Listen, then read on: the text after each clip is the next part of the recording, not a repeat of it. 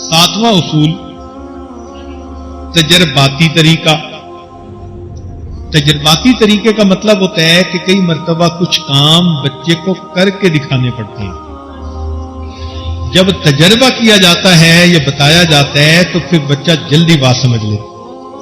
जैसे नबी अलैहिस्सलाम ने सहाबा को फरमाया, सल्लू कमा रअयतुमूनी उसल्ली, तुम ऐसे नमाज पढ़ो जैसे मुझे नमाज पढ़ते देखते हो। यानी ये एक तजर्बाती तरीका है कि करके दिखाना, डिमॉन्स्ट्रेशन देना और फिर दूसरे को कहना कि ऐसे करो। तो मां बाप को भी चाहिए कि वो भी बच्चों को कई मर्तबा काम करने के लिए इस तरीके को इख्तियार करें, उनको बताएं कि भाई कैसे किया जाता है। मिसाल के तौर पर मां बाप का एहतराम सिखाना है। अब अगर बच्चों को लेकर दादे दादी के पास गए तो मां बाप खुद उनका एहतराम करें, उनसे अच्छे अंदाज से गुफ्तगू करें अदब के साथ, तो बच्चा खुद ब खुद समझ लेगा कि इन्होंने अपने मां बाप के साथ अगर ऐसा मामला किया तो मुझे अपने मां बाप के साथ ऐसा करना है। यह तजर्बाती तरीका भी बच्चे के लिए बहुत अच्छा होता है।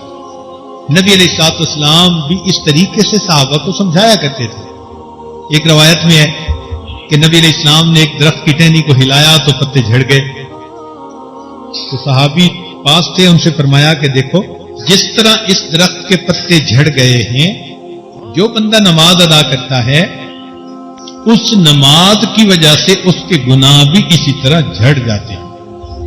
एक सहाबी को नहर की मिसाल दे के समझाया कि अगर कोई बंदा नहर में 5 मरतबा गुस्ल करे तो जिस्म पर मैल रहेगी? उनका नहीं।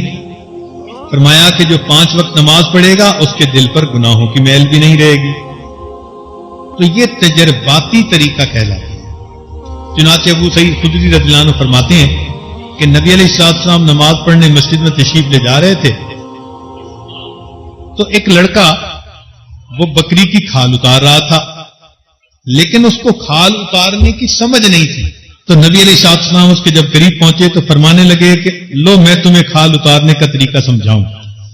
तो नबी अलैहिस्सलाम ने खाल और उसकी गोश्त के दरमियान अपना हाथ दाखिल कर दिया और जब उसको जोर से दबाया तो अपनी बगल तक पूरा हाथ अंदर चला गया। अब देखिए, अल्लाह के प्यारे हबीब सल्लल्लाहु अलैहि वसल्लम उस बच्चे को एक काम करके दिखा रहे हैं। सुभान अल्लाह, ये तजर्बाती तरीका कई मर्तबा बच्चों के लिए तरबियत के लिए बेहतरीन तरीका बन जाता है।